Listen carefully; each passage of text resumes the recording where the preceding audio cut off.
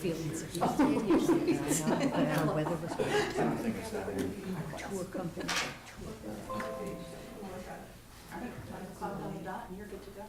Okay. All right, welcome everybody. This is the Quality of Life and Infrastructure Committee on November 28th. And I'd like to call this meeting to order. We'll do a quick roll. Common Council Member Dave Risberger, I'm here. Council Member Davies? Here. Council Member Harrington? Here. Okay. Did anybody have a question about minutes from previous meetings? Normally I don't include this in our meetings, but I think maybe we should take a couple minutes to open this up to the public since we have so many people here. Is anybody here? If you'd like to make a comment, I would just ask that you stand, give your name and address beforehand. Anybody? Okay. All right. Let's move on. Topic. The first topic is the Deer Management Task Force. So I'm going to pass this along to.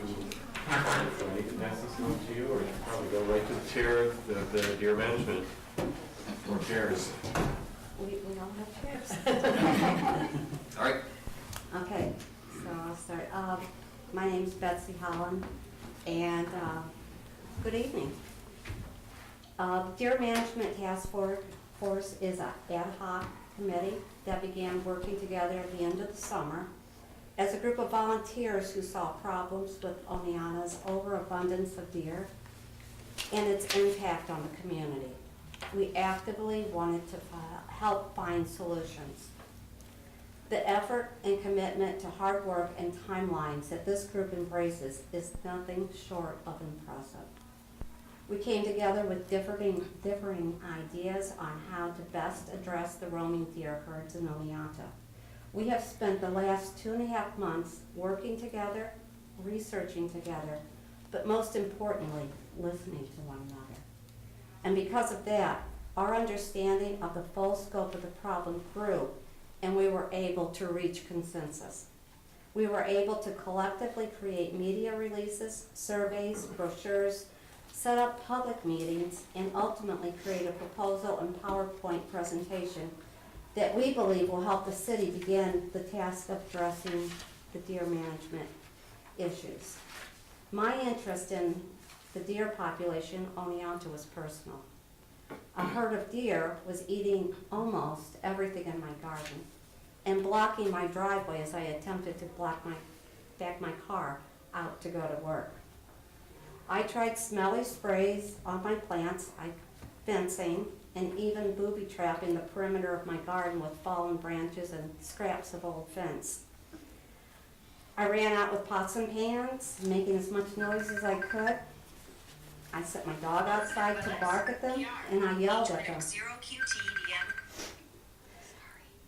The deer were not only not startled, but they appeared patiently dismissive of my efforts, and that was disturbing.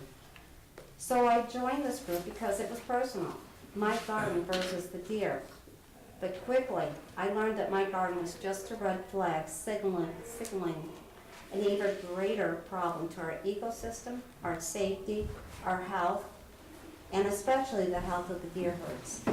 As you listen and watch the PowerPoint presentation and you read through the proposal, it is our hope that this committee will agree that the importance of caring for and protecting our community's natural resources and biodiversity needs a plan and needs support. Thank you. Okay, I've never given a presentation sitting down, so I may not last, but we're going to start out with a little bit of background. In the 19th century, the deer population in the whole country was pretty much decimated by hunting and deforestation. By the mid-20th century, New York had done such a great job of reversing that trend that the population of the deer was outstripping the natural food sources. That's when problems started. It didn't help that the two main predators of adult deer, wolves and mountain lions, were extirpated by 1930. Hunting is now the main control for the deer population, followed not too far behind by collisions with vehicles, which is not a great way to control the population. And those, along with disease and weather, are not enough to keep the herd at a sustainable level. And by sustainable, I mean sustainable for the deer. They are not healthy because there's not enough food for them. We saw our mission as gathering information which included opinions from residents of the city and finding out what problems different people were having.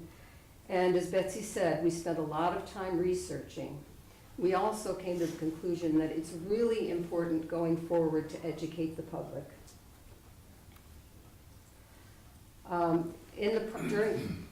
To accomplish this, we conducted a survey. We hosted a public forum with the DEC, and we just researched. You can see by the results of the survey that there are a good number of people who enjoy watching deer and like having opportunities to photograph them. A majority of people are concerned about the health and well-being of the deer, and a large majority are concerned about the negative impacts both to people and to the environment. Also, we need to proceed with caution because many people are concerned about potential problems with hunters. Many of the respondents have personally been affected by the problems caused by too many deer. I should mention that the survey we took was derived from, it was an amalgamation of questions pulled from surveys created by Cornell University, which has studied the problem for decades. This is a list of the major problems caused by the deer. And I won't read the list because we'll be going through most of these, but I was surprised at how many people have seen or dealt with personally problems of deer getting tangled in fences and soccer nets. Everything else we'll get to as I go through it. Long story short, deer in lower density populations tend to be healthier. There's less competition for food, and there's less transmission of diseases and parasites. So a lot of people figure, well, we can solve half that problem, we'll feed the deer. Not a good idea. You can actually kill the deer with kindness. Deer are ruminants. They have 4 stomachs. As they eat the food, the digestion is aided by microbes in their stomachs that change with the seasons depending on what food is available. If they eat the wrong food, that food just sits there, moves through their stomachs, taking up room, but doesn't provide any nutrition.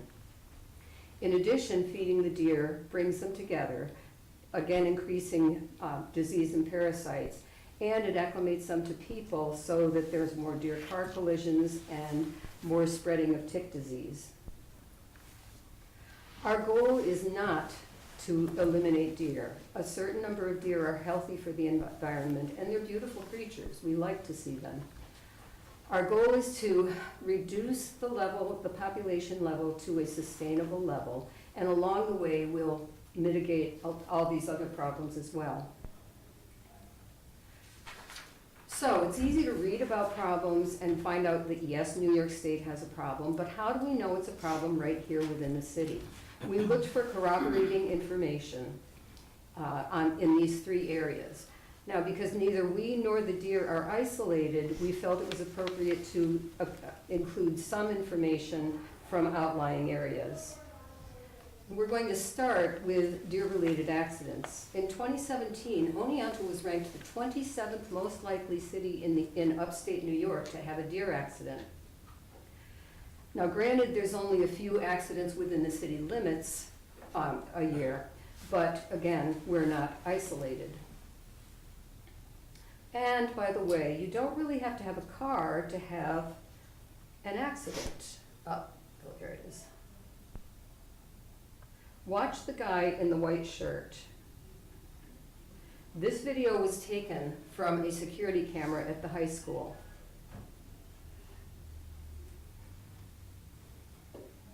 Luckily, he was unhurt.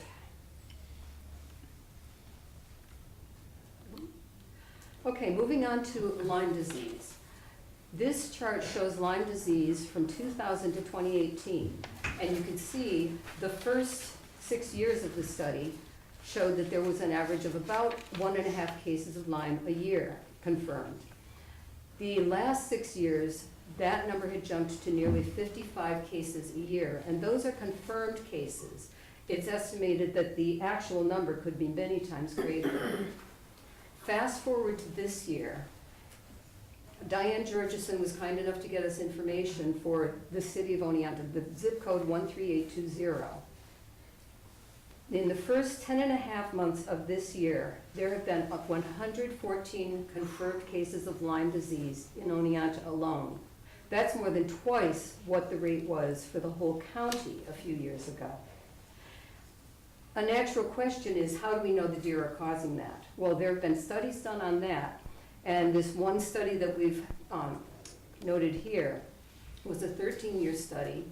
And according to this study, by reducing the deer population to about 5 deer per square kilometer, there was a tremendous reduction in tick abundance and Lyme disease. 76% fewer ticks, 80% fewer cases of Lyme disease confirmed. The last thing that we really looked at was forest impact. And there's a couple of ways to do this. The one that listed on the left is very simple, minimal training required. The one on the right is much more scientific and would require a greater commitment. The first one would be something like this.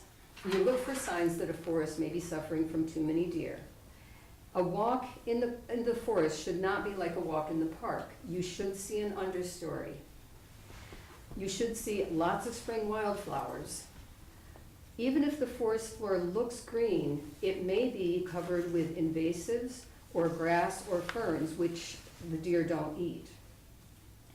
There's also a lack of young trees between 1 and 5 feet high because the deer are browsing them.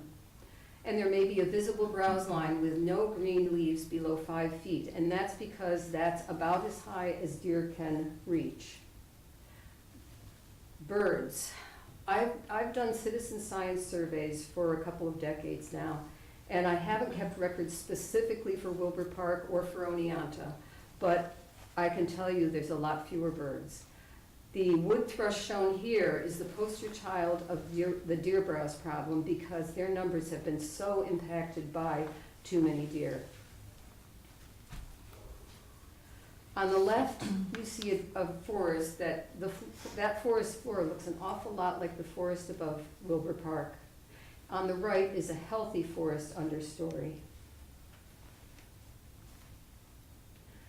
Garlic mustard on the left is an invasive species. There's a huge patch of it in the lower level of Wilbur Park.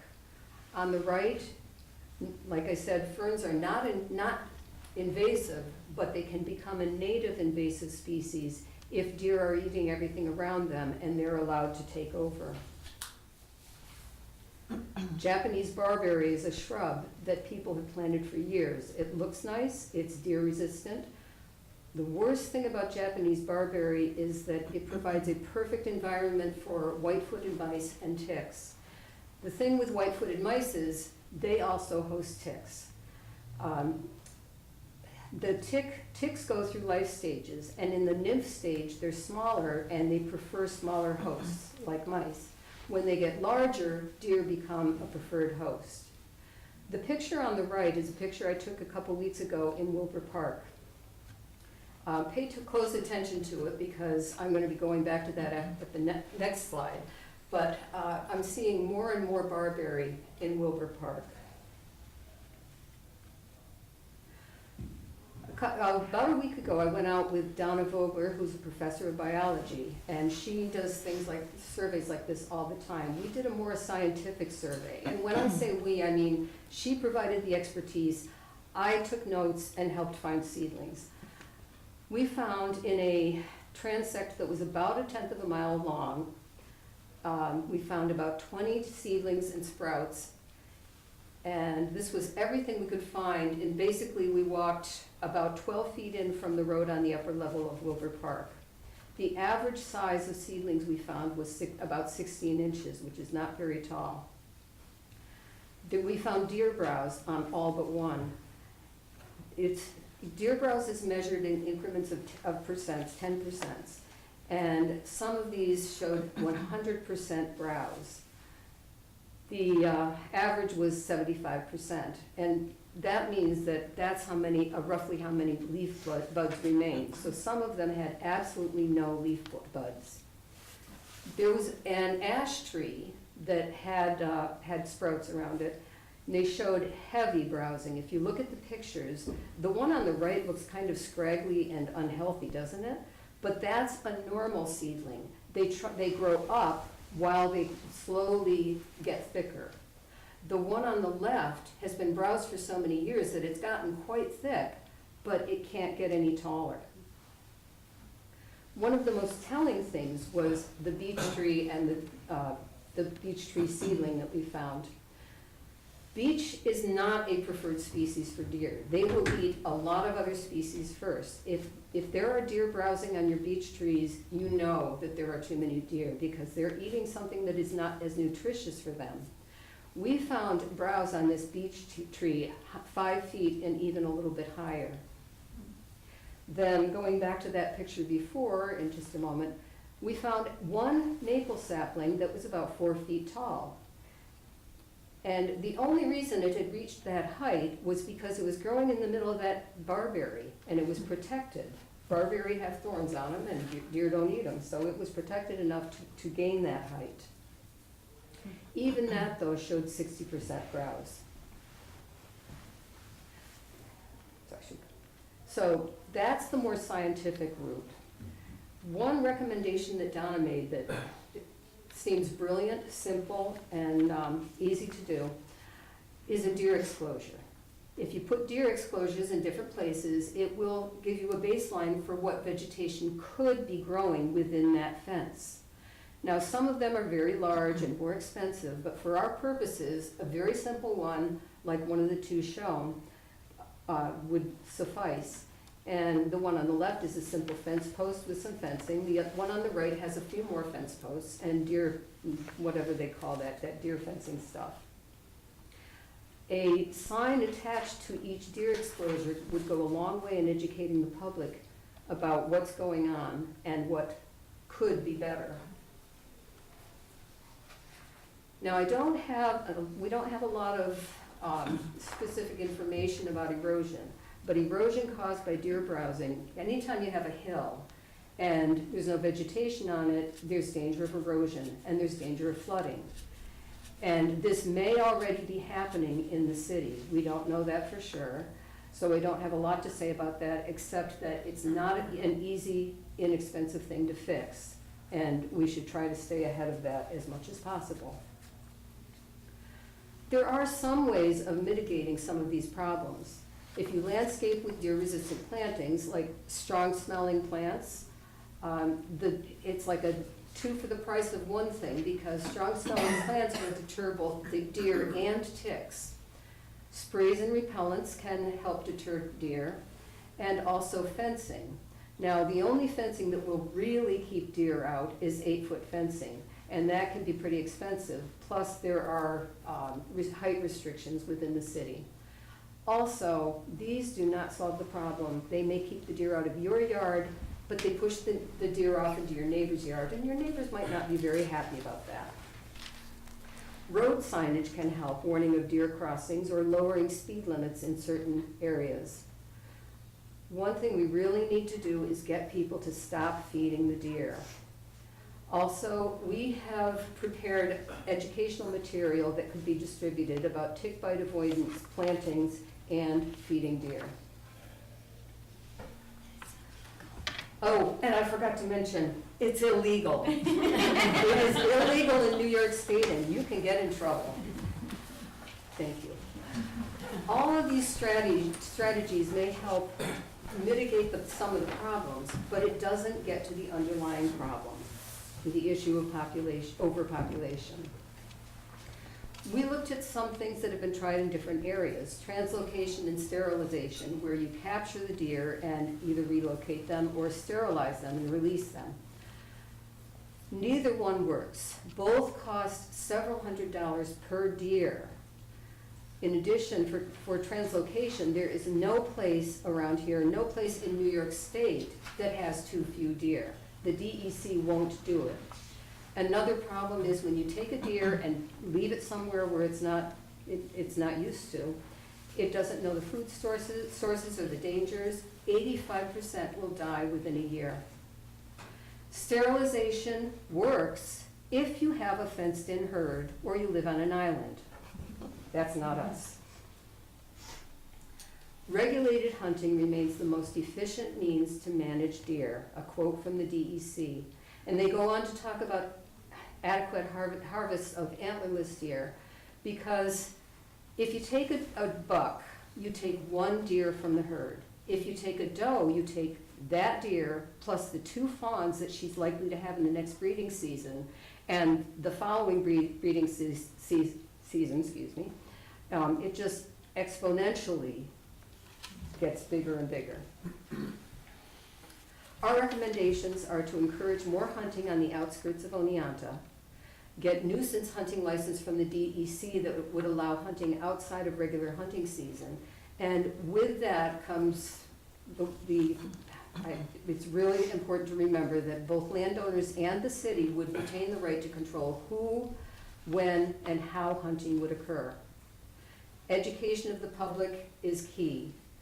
We need to develop a multi-year plan for the maintenance of a sustainable deer population, including impact monitoring.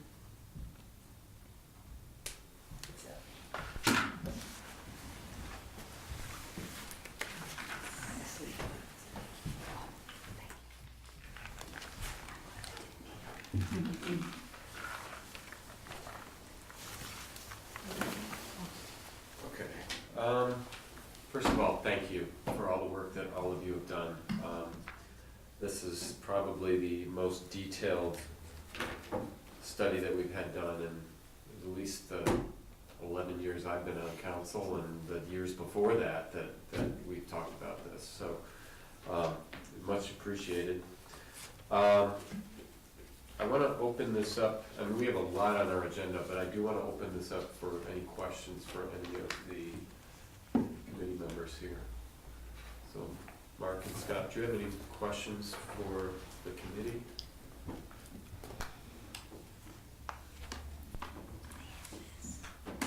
I'm trying to formulate them, but I think most of it's in here. It's a very good presentation.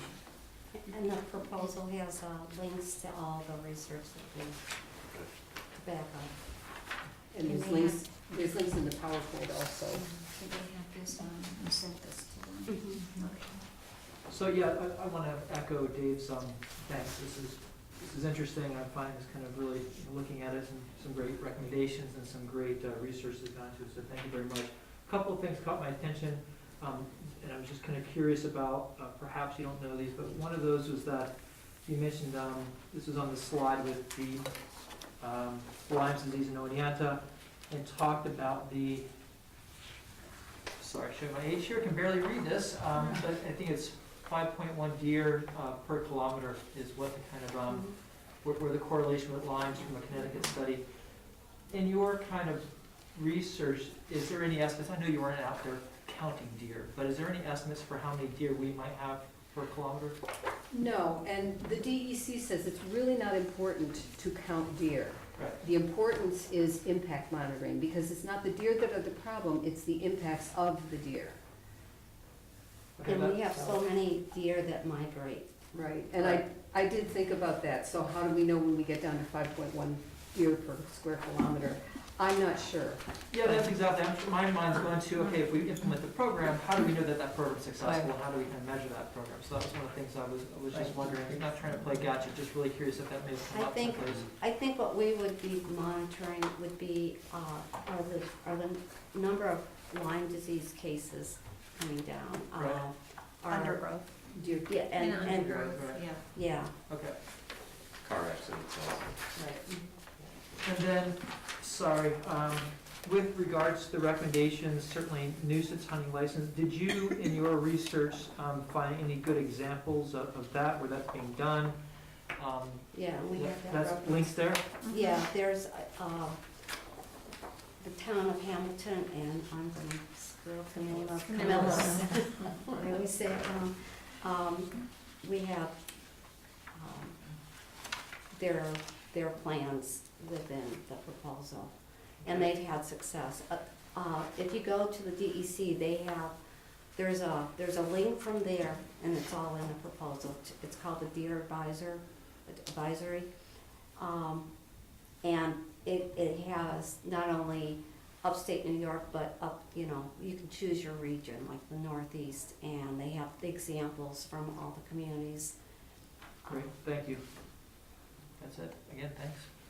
As far as the recommendations go, looking at some of these other cities that have dealt with this issue and what they've done, are we talking about communities that have had nuisance hunting license issued and they actually do the hunting within the city limits? There have been some. I think we need to go incrementally, starting with property owners on the outskirts of town, and see if we see any improvement. If we don't, the idea of bringing in sharpshooters with crossbows for a controlled hunt isn't going to set well with a lot of people. And if you start off with that, you're going to have a lot of people feeling very resistant. So, I mean, to make this work, there's got to be a lot of buy-in from the community. They've got to feel like they understand why we're doing this, why the city would choose to do that, and Right. there's a lot of emotion about deer and community. Right. Well, that's why nothing has been done up Right. until I think the problem has gotten we're at here. worse by the years, and people are, where you might have seen one or two deer in your yard, it was kind of cool, to now you can look out in your yard and see a full herd in there. Every night, Right. 6 o'clock, you can see them march across the street, go up your driveway, and feast on your yard.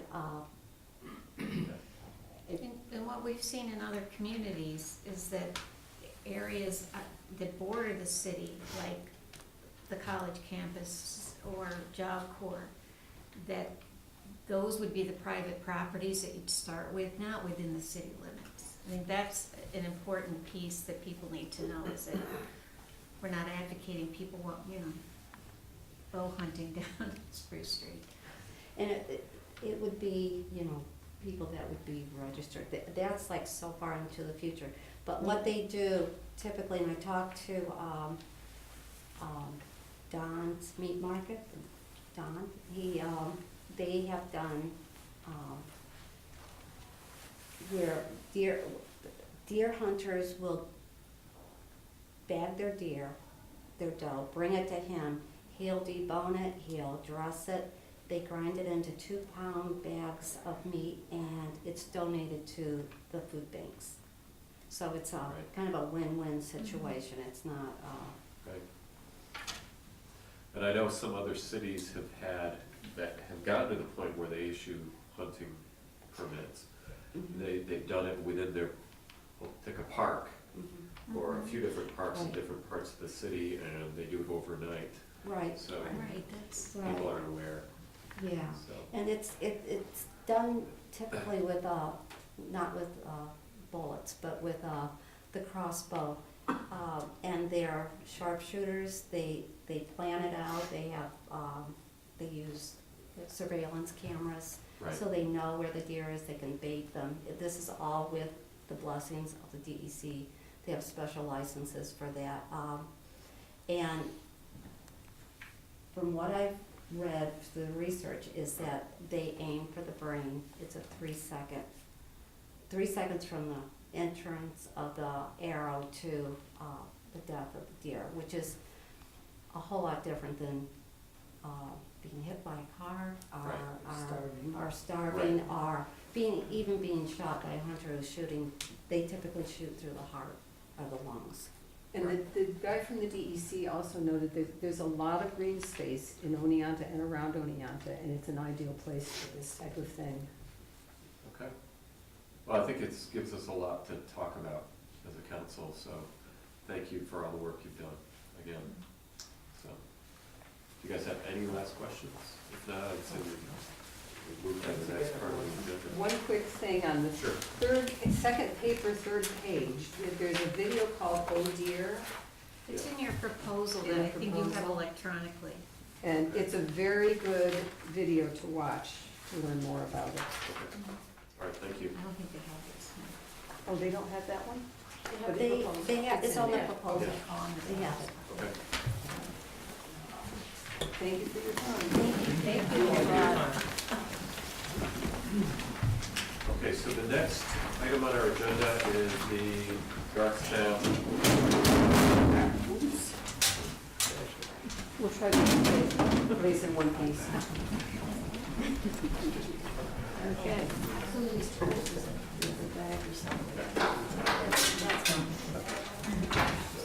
We have, I guess, everybody here represented that. Okay. Greg, do you have anything to fill us in about this? Mayor, would you like to talk about Dark Stand, or you want me to talk about it? Actually, I shot the correspondence around to all parties here, and it's basically back and forth. They'd love to have Garth Stam's memory, Garth Stam memorialized. Lived, I guess, Mark, in your house for a very long time. He's had an impact on the community of Constance. And that's pretty much the extent of it. So I'm assuming that they're looking for Grant Street to be changed. Yeah, I think it's Grand Street that they're looking at, and then I feel like it's up to this committee to take it to wherever it wants to go, where you want to go. Well, I kind of expected somebody here that was for that group to come and talk to us, but I guess I wouldn't stop it from proceeding. I have no issues with changing that street over if that's the street that we feel is appropriate. I mean, I looked at the map today and I figure there's only 3 areas that it would be appropriate in my opinion, and one would be potentially over near the soccer fields over near the old Hall of Fame, Grant Street, or somewhere up at SUNY, but I don't know if we would have the authority to change them. And that was the question as well, and it's been a very long time apparently since the city's done this. And so what the process might be, I don't know that either Greg or I were clear on it. And it's what I think it's just legislation to change it. I think the only example I found in minutes from the last decade or so, or even longer ago than that, was just a motion by council. Yeah. I think it was named Berger Circle, which previously was unnamed. Right. I don't know the history of Grant Street, why it's called Grant Street, who Right. somebody might have been, if it was a property owner that deeded right away to the city. A lot of times that's how streets were named initially. Right. I haven't done any research, I don't know anyone else that has, so. And so if I can jump in, so it might make some sort of sense to determine if there's a history to Grant Street that, is similar to what we're trying to do here, which is name a street for somebody. And history has now forgotten who Grant was, but if we reconnect with that and make a determination as to whether or not it's appropriate to name a street that was named for somebody, something for somebody else, that's a decision, to come out of here. And then I think it's probably, if there's a consensus and this winds up being moved to council at one point or another, it's probably appropriate, I'll reach out, Greg, to the individual that pushed this to me to see that they're in some fashion represented in at least some conversation with this committee. So it may not be something that you determine right now. I think it might be appropriate to have actually the people who are, putting this forward be, in some fashion represented. Well, how do we go about trying to find out the history of the street? I mean, some go, in this case, are gonna go back 100 years. I mean, sometimes streets are named because the developer that's come Sure. through just decides, okay, I'm gonna name this after my kid. or, And if it's a non-issue, I can connect with Marcella over at the History Center and see what they can dig up. And if it's a non-issue, it's a Yeah. non-issue. Or Mark Simonson. Mark Simonson, same story. that might be a good place Yeah, to start. sure. And then, again, I think if we are going to do something like renaming a street, it establishes the precedent, the current precedent for that, and that may, wind up creating, entertainments for other people. Oh, this street could be named for this and this and this. So at the very least, we need to have the people who are looking to have this happen be represented in the conversation here. Well, the other thing to think about, what are probably two houses on that street? It's just you. We would be asking somebody on that street to change all of their addresses on their credit card and mortgage and NYSEG account, everything would be Well, changed. you know how you're gonna vote that, Mark. Yeah, that's a reasonable concern, and that would be Yeah. something that we would have to be looking at too, for any time that this was going to be a consideration of the city for any street. The streets that, had been renamed in and around the parks didn't impact anybody who had, who was residential. And even the one over by the soccer fields, by the old Soccer Hall of Fame, Mm-hmm. I don't think we'd have to worry about that. Yeah, so maybe that's the conversation to have. Yeah. We would also have to coordinate with county 911 if you're changing Right. the name of the street. Yeah, That works. I think the first thing though, we have to decide where we want this. Maybe if you could reach out to the group, see if they have a preference and explain the ups and downs of either one. I mean, they may have already had their preference and they are expecting Grant Street, and they just didn't voice that opinion. I don't know. And I think it's appropriate that they're at this, if you're gonna have the conversation here, they should be at this meeting. I think Be able so. to have it back and forth. I think so. So I would suggest, just my opinion, but my suggestion would be that this gets moved to the next month's meeting, and I'll, in the meantime, reach out to these individuals, see what I can find out about if they are, tied to Grant Street specifically, or if they can be accommodating, and we can look for other streets that aren't gonna be impactful to residents. At the risk of sounding self-serving, and I'm really trying to avoid saying anything here, I think if if we go in a direction of looking at doing this, I do think it's really, we do need to know the impact on homeowners on any street. And again, not to sound self-serving, I don't know what that is. I think we would need to do that as well, to do a due diligence. Again, trying to keep myself out of this. I don't think that that's something, well, I can tell you personally, it's not something that I had even considered. It was the impact to the residents of the street.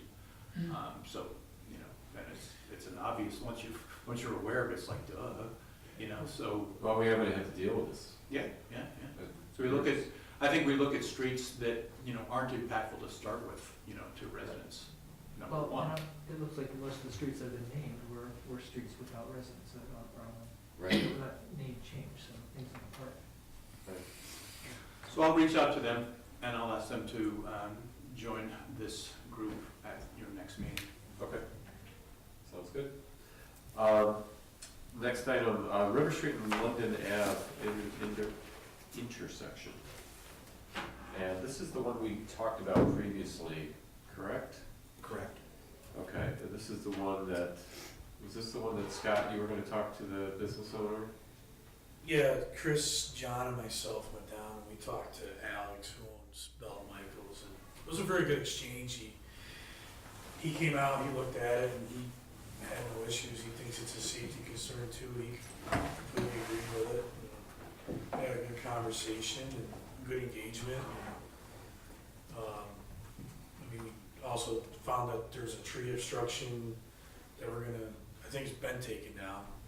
Has it I yet? think, maybe not. I put it on the list, I'm not sure if it's been taken I out don't know. yet. I don't remember. I didn't look at it. I was mesmerized by the snowflakes on the other end as I was coming home. But yeah, it's a very good conversation. I did reach back out to TJ and explained what was going on, and, had a little bit of an exchange with him about, you know, that next process is, yes, we'll recommend this, but I think it's gonna have to go to legislative, because I think those parking spots are actually written into the, city, or city code down through there, the parking on River Street. We'll need to prepare a 282 request. Yes. Well, 282 requests come through here. Does it usually go to legislative? I brought the last one here. Yeah, that's what I thought. Alright, so I misspoke, Yeah. so it comes through That's us. okay. But I misspoke, but, and I told him that, you know, we had to go to that, and then but yes, we'll take care of Okay, well, it, that's so. a better response than I thought would. No, He he was was happy, very, so he great. was very happy, he shook all our hands, he was very happy that we came to take a couple minutes just to talk to him. I saw him 2 days later, and he made a beeline right over to shake my hand and say, thank you for taking the time again, and Well, he's been vested in So- the community for years. And Yes. He's, so Yeah. I guess I shouldn't have been surprised. You Oh, know, that's good. and I did explain to TJ the history. I mean, TJ, his family stuff have been around for years too, but I mean, those parking spots have been there since, I don't know, I'm pushing 50, and I remember those always being parked in there, so, you know, they've been there for decades and decades, and, Well, there's a bar there, so, you know, it used to be a grocery store a long time ago. yeah, So, okay, but yeah, it was a very good meeting, so. okay. All right, so we'll let the 282 come to here next meeting, I guess? Yeah, yeah. I wasn't sure if I should bring it to this one, or wanted to have the conversation before, make sure we were all on board doing it. Yeah. I also said it wrong too, so that's not my fault. I'm at both of them, so it's okay. My bad. All right, I'm just trying to juggle what we can get through. Let's see, East Street and Cedar Street intersection. I have maps prepared. Should I hand them out to the Sure. group? River Street's in here as well, so you can disregard that. Thank you, sir.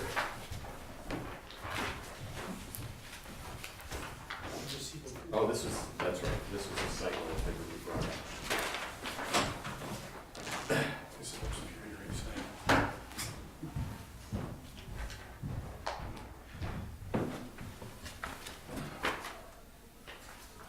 East Street first. Sure, whichever you want to do first. So what we do with these evaluations, we show what the existing site distance conditions are, and then we look at what proposed site distance conditions should be based on calculations that we use for typical site distance requirements. As you can see in the existing site distance conditions, we have very limited site distance. Now, we've only evaluated looking to the north at that intersection, so I don't believe the south was an issue. The south is not an issue in my opinion, anyway. The north looking north is not great. Okay, so we only evaluated looking north, just to be clear. Yeah. So you can see here, we're recommending that the no parking here to corner sign be moved up on both sides. Does anyone have any questions in relation to? How many spots are we losing then?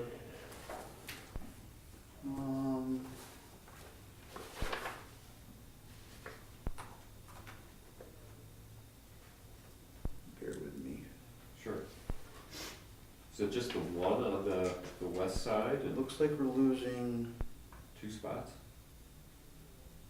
It's losing 70 feet or so, yeah, so 20 feet or so for parking space. But on the west side, it's a huge area that you can't park on anyway. And then you have that one parking spot near the corner. So it looks like it's just losing that one spot to behind the driveways. correct. So it's one spot on the west side. On the east side though, maybe 2. reading that right? We're going from the corner, Yeah. it currently is 31 feet on the west side, proposal is 93 feet. Oh, I'm not looking at the line. I should be looking at the line, not the pictures where you put the cars Right. parked.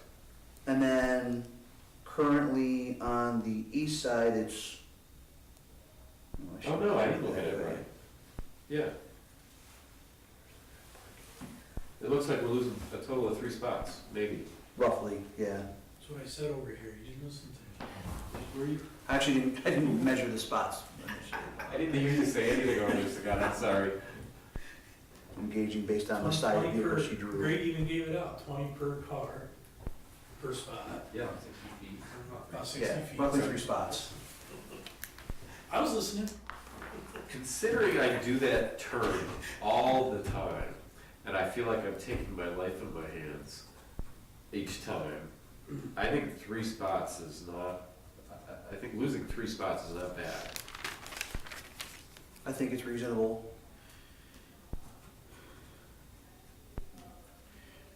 Thoughts? Kind of a weird question, and you may not have the answer to it. But I know one time we talked about if we lower the speed limit down to 25, that it changes your calculations. It would. It would decrease, but I did not calculate because currently the city limit's 30, Right. and there's gonna be a full citywide evaluation on the 25-mile-an-hour speed limit. So I based it on current conditions. So it could be a while before we, I think so. yeah. Greg, did you want to have any input on the speed limit evaluation? I mean, this, you base this on 30 miles per hour. 30 miles an hour.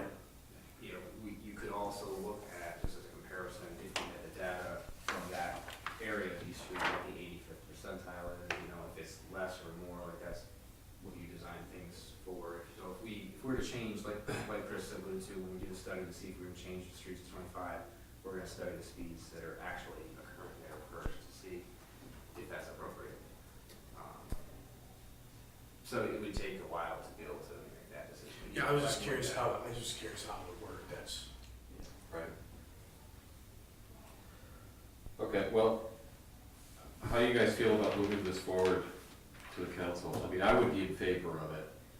And, I mean, if we go back later on, if we end up reducing it to 25 miles per hour, and we want to revisit that, I'd be okay with revisiting it. But I know right now, you start to go out and you feel like there's suddenly a car that's jumped right there. It's just, it's a very difficult intersection to pull out of. So, You don't have to fill out another one of those 280 whatever. Yes, it'll be another 282 request. Do you, being you pull out there all the time, do you feel 3 parking spaces a little significant? I have always thought, and I didn't say this when we did this, but I always thought it was strange that we had this big driveway where you can't park, and then suddenly there's one spot between the intersection and the driveway where somebody parks, and I always thought, if that car wasn't there, I would have, I could see cars coming down the hill. I don't usually pull from Cedar Street onto East Street from the other direction though, so I can't really speak to that. But you For can. 18 years, yeah. No, I think this is, losing 3 spots is a small price to pay in order to be able to make that intersection a little bit more visible and certainly try to ensure as best as we can driver safety. Okay. So I'll prepare a 282 for this evaluation. Okay. Church Street and Birch, Birch at Church. Well, first of all, before we go to that, there's 3 other things. So we have the watershed trails, Gardner Place reconstruction. Can those 2 items wait? Yeah. Okay, all right, thank you. I feel like we blow you off with this That's stuff okay. often, I don't mean to. Okay, go ahead. Okay, so, same evaluation, existing site distance condition, proposed site distance conditions, looking both north and south at the intersection of Birch and Church. I'm not sure, I believe you brought the concern here up, or a constituent, Dave, brought this up? I don't remember if I brought it up or somebody else did, but that's regardless. I may have, I just don't remember. Okay. There's been so many of these lately. So you see the differences, we have currently a no parking here at the corner on the north side of the intersection.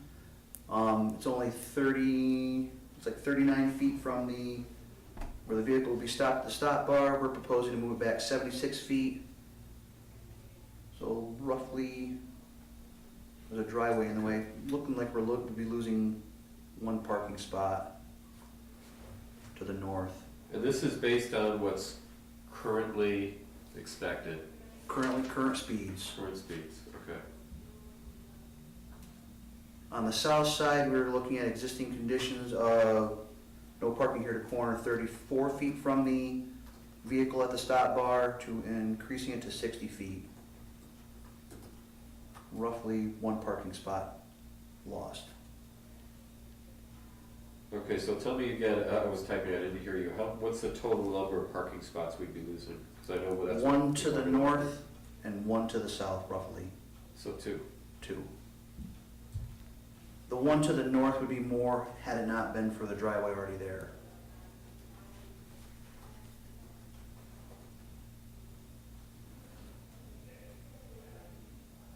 Thoughts? I mean, it's the same logic as I stated before. I know that Church Street, there's an issue with speeding. There's a lot of places there's an issue with speeding. But Church Street has an issue with speeding. We've had people complain about that. And I know we shouldn't base sightlines on What what if? people are, what ifs, exactly. But this will make dealing with that a little bit easier, I would hope anyway. So, and I also know when these streets were designed and signs were originally put in, there's a lot more cars on the street parking too. So, I would be in favor of this. It's only two spots lost. Small price for better peace of mind for the residents of Birch Street and everybody that drives down it. Just point out that we're talking about one of the intersections of which there are a number on this street. We've heard complaints, probably last spring, early summer, I forget the gentleman's name that was here talking about Walnut and Church. I think he also mentioned the bend by Church and Franklin. You talk about that. So if you were to look, the Birch Street is probably the straightest stretch of road. If you were to look at all the intersections, you're talking, again, like I've said in the past, if you look at every intersection in the city and apply the same logic, you're gonna lose quite a bit of parking, and it's probably gonna have an impact in certain areas. And the other thing to consider is, I was trying to open it here, my computer's not working, but, we did do a speed study on Church Street, and there was no statistical speeding issue, so perception. Alright. And it, is 30 miles an hour. Was that in response to the complaint about Franklin and Church? I think so. We did this in 2021. Yeah. Something like 2021. It's maybe counterintuitive, but depending on how much you eliminate parking, I'm not saying that losing a space or two is going to make that kind of an impact, but if you don't have cars parked in the street, cars are going to tend to go faster. Now, moving the parking back 1 or 2 spaces probably isn't going to change that, but it's just something to consider as we're talking about, parking issues. Creating an environment that invites cars to go faster, to feel more comfortable, so they can see better, is going to encourage people to go a little faster. I like to generally make that statement. Well, I know we've talked about different solutions for the speeding down these streets, including having bump outs. There's always the speed bump talk that comes up, and I know other cities do it. Other cities in the Northeast do it. And I don't mean speed bump, I mean Raised. speed hump, or whatever you want to call it. But we haven't done any of those. And there's still the issue, so. We are looking to do that on River Street though. Yeah, I know. What's that? We're looking to do that on River Street for the crossings on River. Yeah. New River next year, we're looking to do that raised intersection pedestrian crossings. Okay, all right. I'll be curious to see how that goes.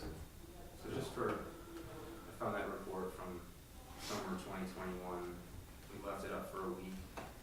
I think this was placed closer to Walnut, but not too far from Birch. The 85th percentile speed was 23 miles per hour in one direction. Let's see, it was facing. I don't know where it was facing. 23 miles an hour in one direction, 28 in the direction. So 85% of the cars here are going the speed limit or less. So there's not a documented speeding issue, but Do we have any issue on Birch Street and Church of any accidents recently, or the last 2 years? Did we look into that? I don't know, I did not look into that, apologize. I don't believe. Well, I don't know that we asked you either, so don't apologize. So, thoughts? I mean, do we want to wait? What are your thoughts on this, Scott? I think if this is like where we're just gonna do this one, I think if we're gonna start trying to go down through all of Church Street, I think we gotta heed Greg's warning, because we'd open that right up, because you lose almost all the parking. But just to do this one intersection right now, I don't see that as a problem. Mark? Yeah, no, I am in the same frame of mind, and I certainly think that, you know, Greg gives us good caution, but then again, I think that there are other things that we could do if we need to lose parking spots. You know, do we do bump outs or things like this? But I do think that just trying to make things safer and maybe encourages more pedestrians to walk if there's less parking. That's a little optimistic, I recognize it, but. Like, something to think about too is, you know, we've done this on a few streets. I think most of them that we've done this with were sightlines on streets near hills.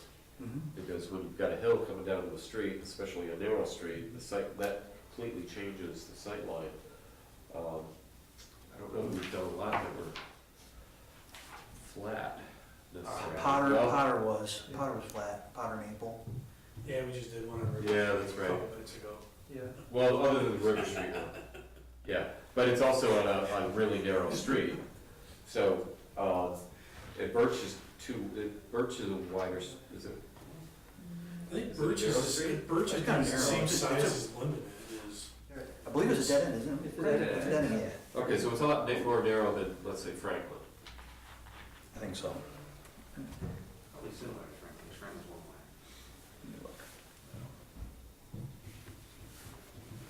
Yeah, but there's one way with parking, and then there's one way with, like, Potter Ave, one way. But I'm okay with changing it here. I think for this one, we're losing 2. If it doesn't work out, we can always shoot. Birch appears to be smaller than Franklin, Okay, it is narrower. okay. All right. Okay, we're all in agreement. If you could prepare a 282 for that one also. So just to be clear, we put the 282 up to full council Right. votes on it, so there's still Correct. percentages of people to be Yeah. able to voice their thoughts about it, if there is any, Yep. Yep. you know, one way or another, right? Yeah, for all three of them. Yeah. Thank you. These are going, all these 282s are coming back here, correct? Yes. Okay. All right. Do they have to come back here, or can we, since we all agreed on it? Suppose not. I can prepare the 282s for the December 6th meeting, Council meeting? Yeah. if you'd like. Why don't we do that?